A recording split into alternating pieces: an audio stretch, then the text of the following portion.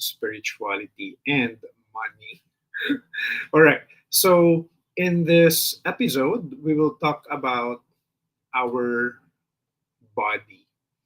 All right. In this episode, we will talk about our body and our relationship with our body. Um, I know that I'm not the only person growing up, and then because I've read so much materials as to how our body should look like, I started judging my body. As a matter of fact, I remember when I was in college, I was a bit skinny, and I would judge my body a lot for being skinny. And so after graduation, I decided that I would like to build more muscles because that's what looks good. That was what looks good in the mirror. Okay, that's what looks good in the mirror. And so when I started working out, I didn't know that I was judging my body, and my motivation for actually looking good was my judgment of myself. And so it was a heavy task. It was tasky for me to go to the gym. It was tasky for me um, to wake up in the morning thinking that I will have to go to the gym and maybe gain some muscle. And then when that all stopped, and then when I stopped going to the gym because it seemed like I couldn't produce the results that I'd like for my body, then I started gaining so much weight. And then I started judging myself again because of the weight that I have and because of the size of my tummy, which was far from what we call um, uh, slim or lean, something like that. And I also remember that I was very perceptive of the judgment of other people towards my body. When I walk around, when I was thin, people would say, "You're so thin, please. You might like to gain some weight because you look like a drug addict already." And I was really, really lanky and skinny before. And so that led me to wanting to gain weight. And so I gained weight. And when I started gaining weight, I judged my body again because people started telling me that I am actually gaining weight and they would prefer me being thin. And so I decided to lose weight again. And then people were telling me, "Oh my God, you're losing so much weight," and so on. I was like this rubber band, um, and I did not know where I'd like to be pulled. Okay, I was being pulled in all directions, and I wasn't really sure what I'd really like to do with my body. And so in this episode, all right, we will learn how to ask questions to our body because I think that it is no one has ever told me to ask questions to my body. I was taught, however, to listen to my body, but even listening wasn't clear to me. And so this in this episode, I am so happy to have our guest, okay? And she's right there waiting already, okay, waiting to be put on the screen. We have the Amazeballs Access Consciousness Certified Facilitator streaming from Lebanon, fresh from her free money call. So, folks, viewers, and even entities around us, let's give a warm welcome to Junaline Bañez-Moussi. Yoo-hoo! Woohoo! Hi, Junaline. I'm so How are you? doing great, doing great. Thank you so much for being here. Right, You are I've listened to welcome. I've listened to some of your streams as well, and I'm learning a lot. Okay, I think it started with a talk to entities, and now I'm so excited to welcome you here in Manila because you are holding your 7 days of change. Wahoo! How does it get any better than that? So, Are you ready? we're ready. I guess. Okay. Yes. Go. Take it away. No, For I mean, now. 7 days of change. Are you ready for it? Yeah, I am. Yeah, I'm waiting for Yeah. you. I'd like to attend your classes. So, I'd like to ask you first because I know that you have learned so much from Access Consciousness already, right? And I know that before Access Consciousness, you also had your fair share of judging your body, right? So maybe No, you're the you'd only like one. to tell us, okay, I'm the only one. what judgment did you used to have of your body? Oh, very good question. I love it. And actually, I realized this the other day. I used to judge myself as ugly, Mm-hmm. whatever ugly was. Actually, when I was ugly and always fat. I always felt like I was ugly or fat. When I was a kid, and then every time I would actually, and then when I grew up and became a teen, and and then I started attracting boys. I thought they can't be, it can't be, because I'm supposed to be ugly. I'm supposed to be fat. but that but it will come and go. This belief that I was ugly and fat, it's like they would be together or they would be separate. Mm-hmm. Yeah. And it wasn't until like maybe when I was started to work on myself, I started like I got out of it. It was like a very interesting point of view when you're growing up, when you're growing up, especially like in the culture, like when I was a kid, I grew up in the Philippines, and everybody thought that dark skin is not pretty, so it's Oh, ugly. Therefore, did it's you ugly. did you grow When up here? I was born there and I grew up a little bit there, and then Uh-huh. we moved to Canada when I was 13. And then when I moved to Canada when I was 13, I was in the throes of puberty, so I was fat. You know what? So That it's is like very true. from the huh? That is very true. I mean, for some time ago, I think many Filipinos would prefer to have whiter skin, and you'd be judged because of Yes. the color of your Yeah. skin. Yeah. Yeah. Especially back in maybe now it's different. Maybe it's changed now. Like the norm of beauty now has changed. Probably it's very trendy now to become dark and tan and whatever. But when in my time, no, it wasn't like that. So there's like a certain look that's supposed to be pretty in the culture. So very interesting points of views, right? And I kind of carried that. And then when I grew up in Canada, it was different. Like everybody thought I'm a novelty. It's different because I'm different. I'm Asian and I'm cute and like this, but I still had this upbringing or this programming that was deeply, steeped into like, the psyche of being Asian and being Filipino. But then like growing, and then I grew up there the rest of my life, and after that I started to just travel all over the world, and my points of views of myself have changed. Although one thing that always remained is I always judged not so much now, not being the ugly now has changed into something like my body weight always. If a little bit of this, it's fat already in my point of view. A little bit of roll is fat, like whatever that judgment I had about that, who did it belong to? Who did it come from? Maybe the magazines that the fashion magazines, because I used to work in retail. I used to work in the fashion industry. So all like the pressure to be a certain standard of body, I bought all of that.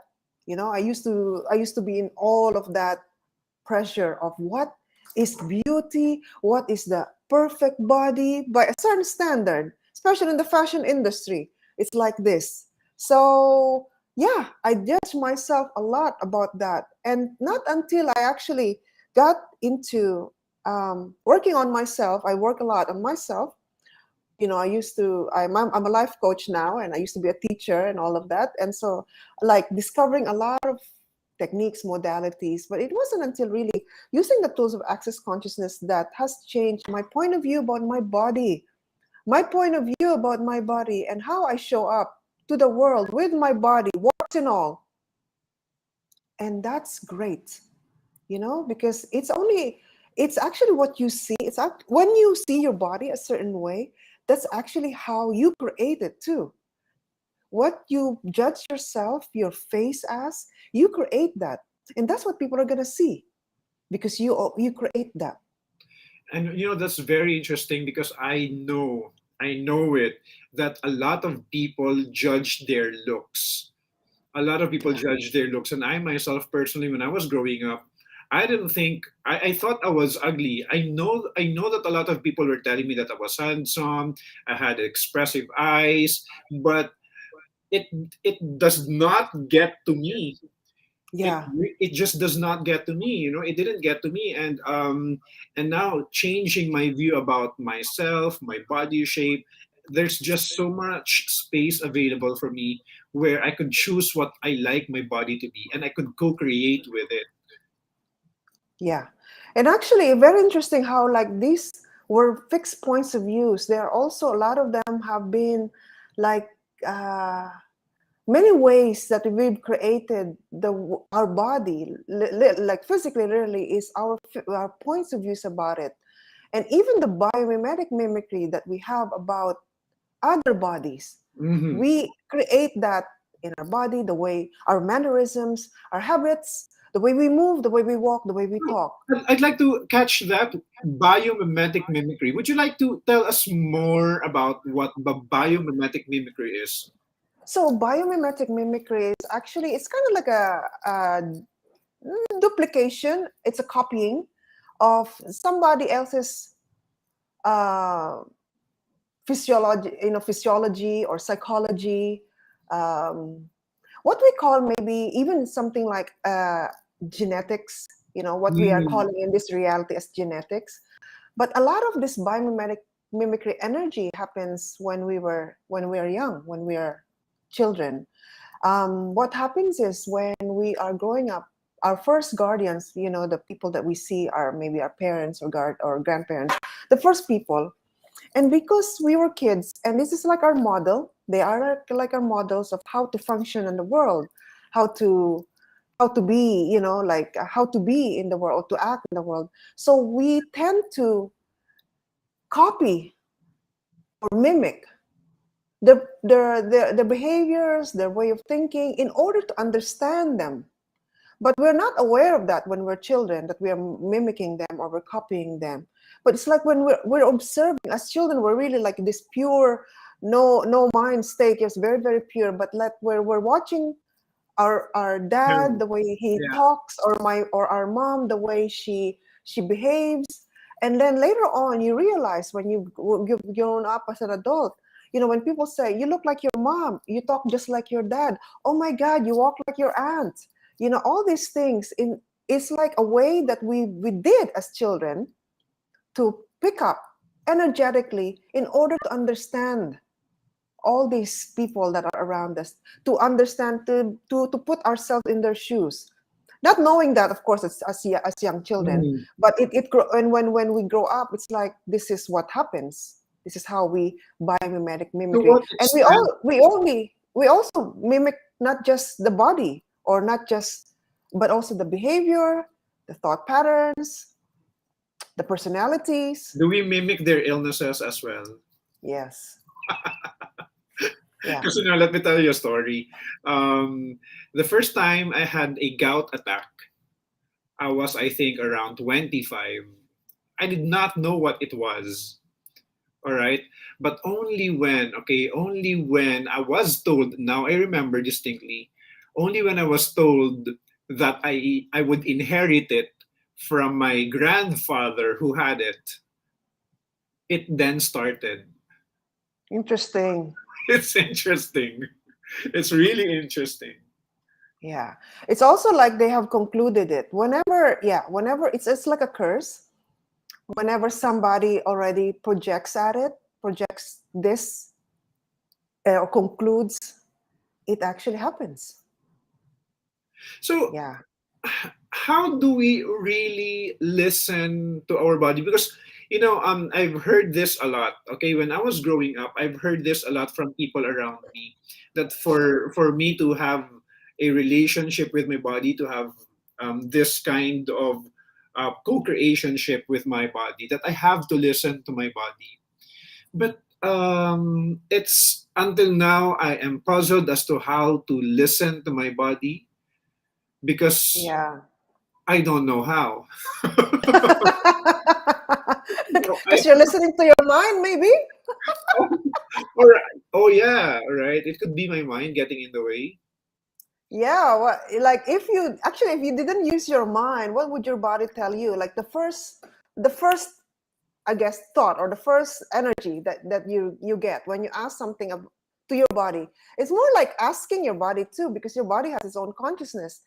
So that you're not just listening to the body, you're also asking it, hey body, what do you require? What do you require today? But the first, I guess, thought or the first insight is actually that's what your body is saying. Now if you're still trying to think and calculate, and that's your mind fighting with whatever the wisdom of the body is already trying to tell you. So If sometimes you I just ask say, body, do you still like to eat? The answer is automatic, right? that's also a conclusion. Do you still like to eat?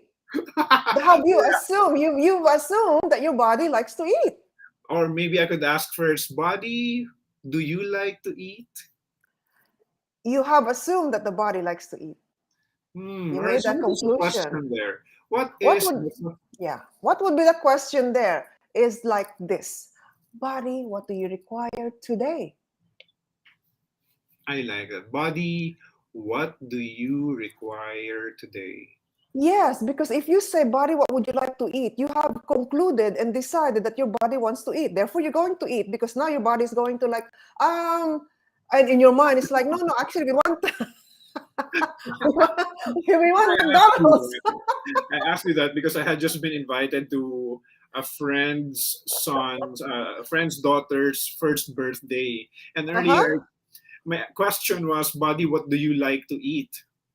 And so You're already planning it. it was a bit conflicting inside my head because in my head I'm not hungry, but my There you question I go. did not ask the right question. There you I go. think Actually, I came from a yeah. conclusion that my body liked to eat, and so Yes, because my you're going to body a started party. looking. You're going to a party, therefore you concluded you're going to eat. And why Yeah, not? It's okay. Okay, if you choose to yeah. conclude, if you chose that, that's it. If you choose it. But actually, like something fun to play with, like from now on, if you want to really ask the question, or like like not just listening to the body, but actually asking the body, what do you require today? Because the body, that the body does not always need to eat. The physical body can function homeopathically on energy, on just a little bit of molecule of something. You can just go to a vitamin shop and inhale everything there, and it will nourish your energy all the time. Those people that have fed like with sun, right? Just like this, you've heard these people that can just live off the sun. And well, that is true. But we have a point of view that we need to eat. Nothing wrong with that. Food is great. Food is a contribution, but only when it's a contribution, of course. Food is meant to be enjoyed, not that you have to. It's not something you have to. It's a choice. Eating is everything is a choice. What if your body, if you actually give it, the way to honor your body is to ask it, what do you require today? And sometimes when we think we are hungry, you can ask the question, is it hunger or is it space? The body also would like to be spacious at times, and sometimes we don't know that signal, the spaciousness signal. I love the title of your show, actually, Spaciousness. But like, yeah, what if your body would like to be space? It comes off as hunger because we don't know what space is like. But if you truly ask, sometimes you're like, I just want to be Yes, space. I Because think sometimes hunger will dissipate, right? What you think is hunger will actually dissipate. And that means your body just wanted to be space. And there's something beautiful about the body being space. We don't have to fill it with food. yes, and I think a lot of people mistake their body wanting space to hunger. Yeah. They mistake it with hunger, and I'm glad you talked about it because now also I ask myself, okay, is this hunger or is this space? And I would Yeah. know that it's just space, and I realize that when the body likes to be spacious, it also functions really lightly. Like I could focus more. My mind doesn't feel sluggish. Of course, it's a case to case basis from Right. one Yeah. body to another, right? Yes. But I And also realized that your energy during the day. yes, I recently have been practicing intermittent fasting, and I could go on without food for 18 hours. Yeah. and even sometimes 22 hours, and just Interesting. eat once a day. Hmm. And sometimes um, I would wake up so early, even if I slept late, and I Mm. would have the right amount of energy to burn Yeah, throughout the day. Oh it's yeah, amazing. It's amazing, how isn't does it? it get any better than that?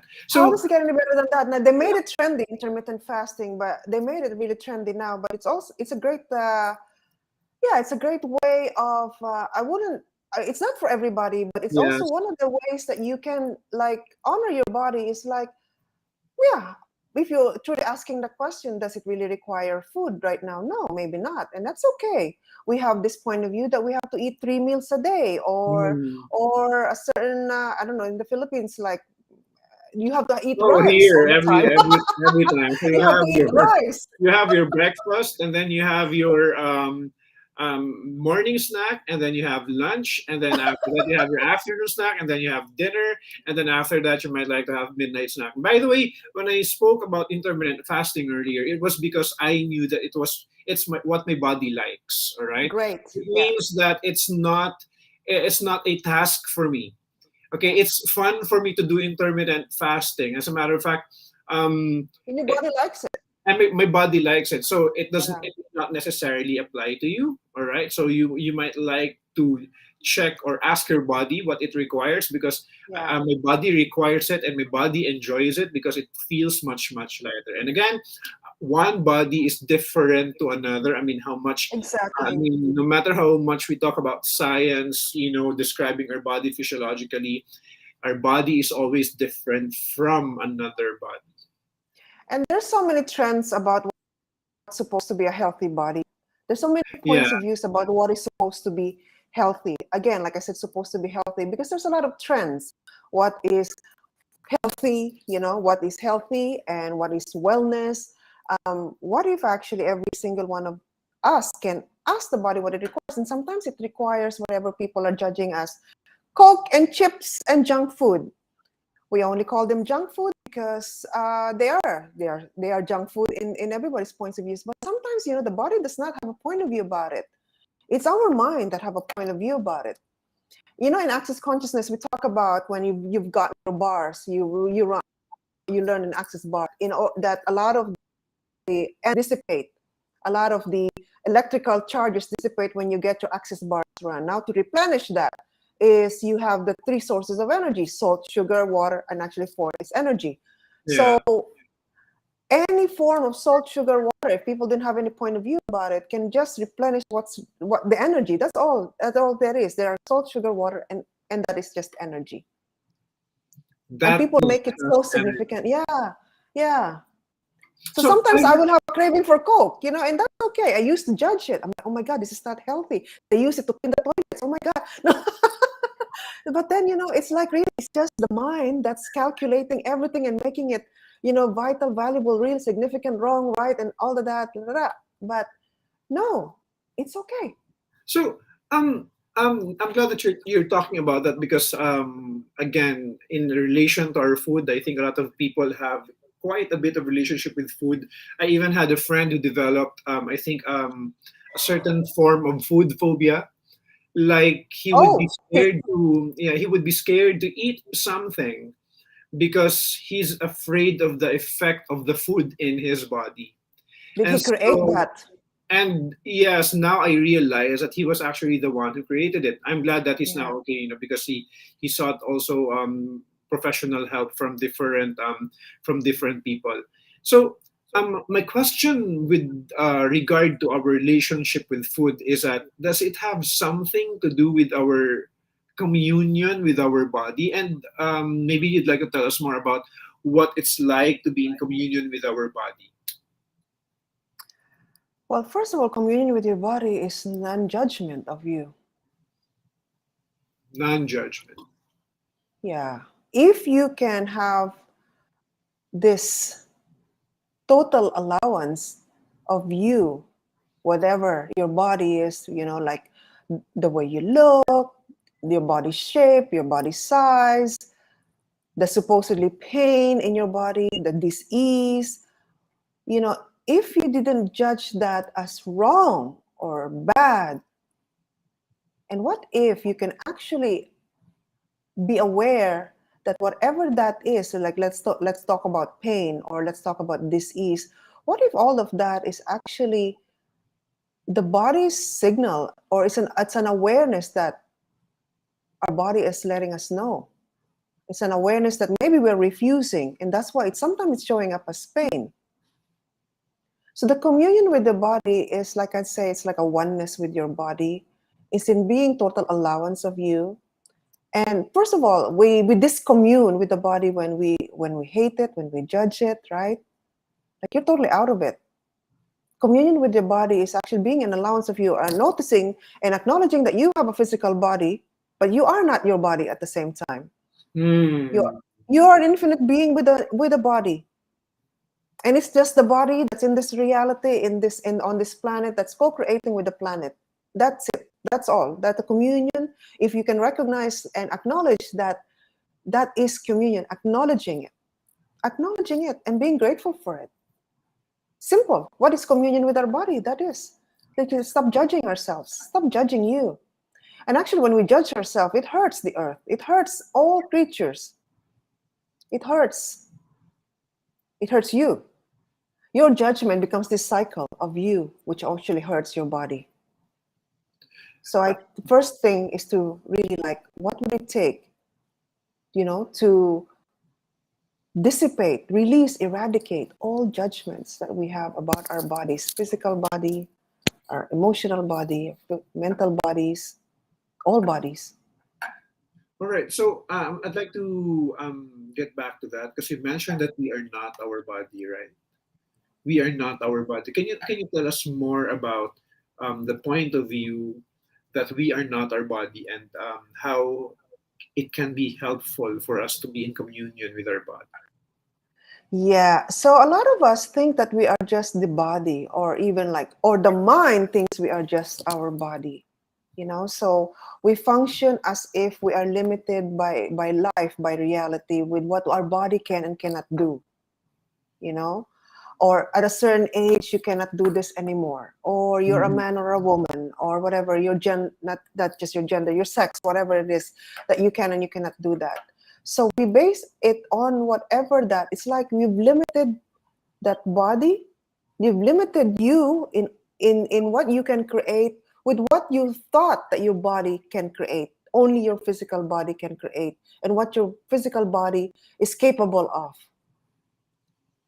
We have decided that at a certain age this is going to happen, uh to our body, or we're gonna die and Yes, I decay think and it's all of also a that. decision, right? It's a decision that we make, and I think a lot of people don't notice that they decide what their body would be at a certain age.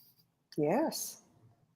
So, You decide your body at a certain age. You create. That's again going back to, you create your body. You create your body by your own judgments. And judgments, by the way, is just not just negative, it's positive too. So whatever you create it in your face, you create everything.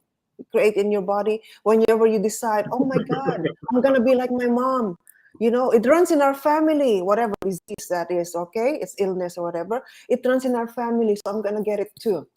So guess what? Yes, of course, you are creating that already. this You're concept, making it your body. what again? Can you say that? You are making it. You are making the significance of your body All in right. that sense. I'd like to build on that.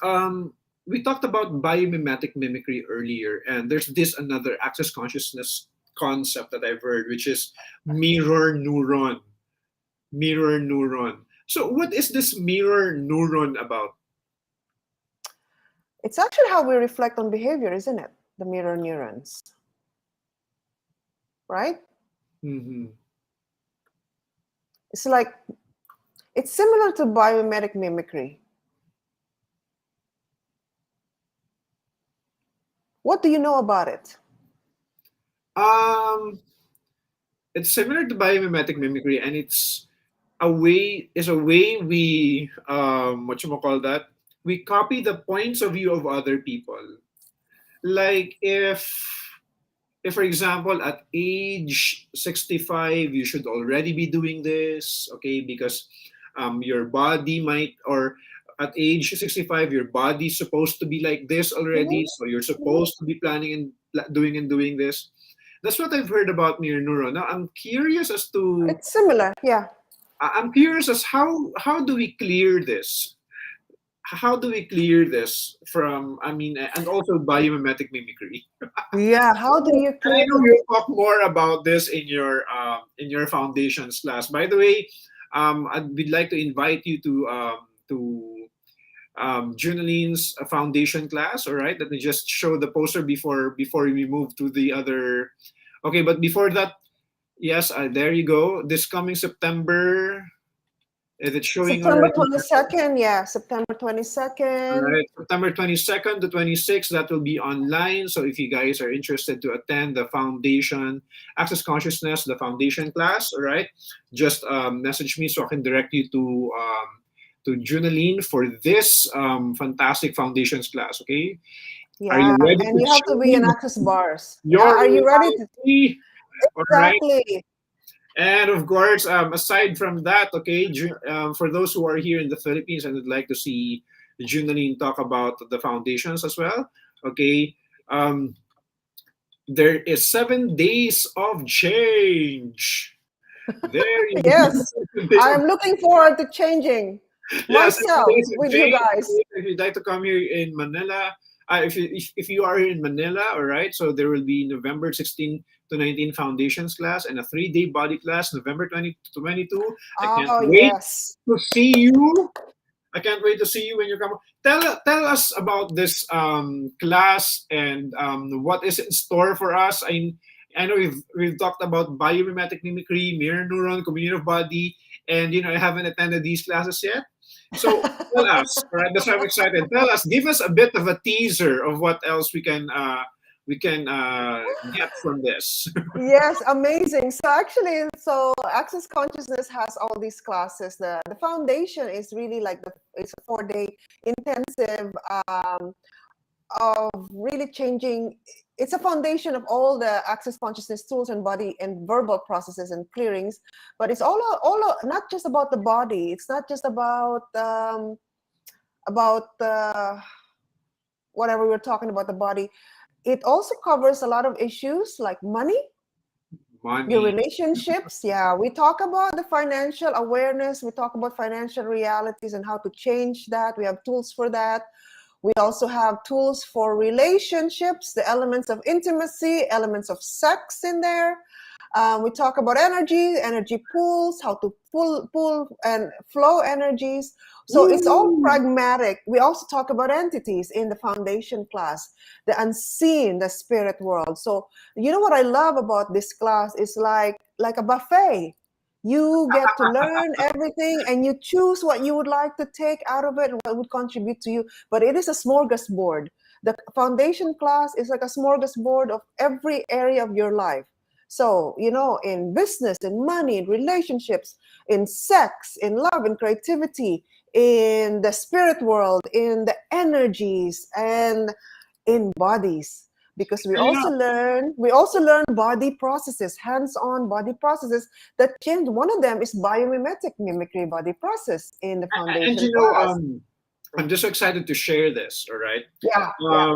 A lot of people don't know that there is a big relationship with sex and money. Sex and money. And I brought that up because I know that it's also in the foundations in a way. And you Yep. also have your upcoming money call. All right. You have your upcoming money call.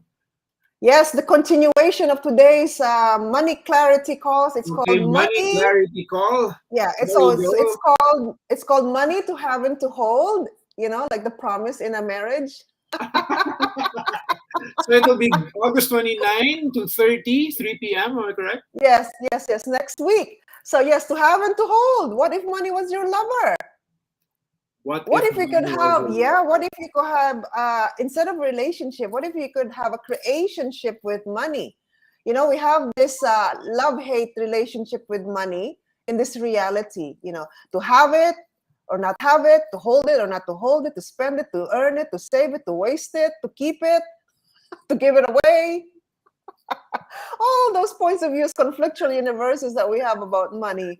Okay, so And no wonder. okay, so since we're talking about this one, right? So what is the body money connection? Can you tell us a little bit about it? Are you there? Am I still here? Check 1 2 3. Am I still streaming? Okay, so anyway, Well, actually, you as an infinite being. Hello? oh wait, you got cut off. The last, I think, 15 seconds got cut off, right?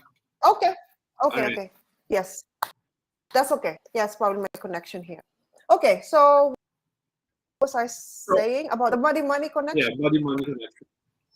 Yeah, well, it's actually your body that needs the money, not the infinite being that you are, right? Your infinite being that cares about money, but your body, which is very, very, important part of you as an infinite being, it's only your body that needs the money. It requires the money. You. That's why you can ask for the money, because your body requires it. It needs. Your body needs clothes to wear, food to eat, house to be in. So if we All change, these things, yeah, all is these it things require the possible? money. Is it possible we change our point of view about our body, and then money can come with ease and joy and glory? What do you know? It is possible. Yes, you can simply ask a question. If those of you who are still stuck in your mind, and have concluded and decided, what if actually being in the question would be the first step to changing your points of views? To change your point of view is to simply ask that question: is this even true for me? Whatever you believe, do you ever question it? You know, even what you think about you, is it even true? Is this true? If you say, I am fat, is this true? True. Is it truth? Is it mine? Even, is it my reality? Is it my thought? So, like, asking the question, actually, like, challenging your belief, your own, whatever you bought as your point of view. The question breaks the pattern. It's like a pattern interrupt. A conclusion and this A decision is like pattern an interrupt. answer. Yes, a conclusion and decision is like the answer. It's like 1 + 1 = 2. It'll never be 5. It's always 2. But what is this possible? If you ask the question, no, actually, what if 5 is the answer?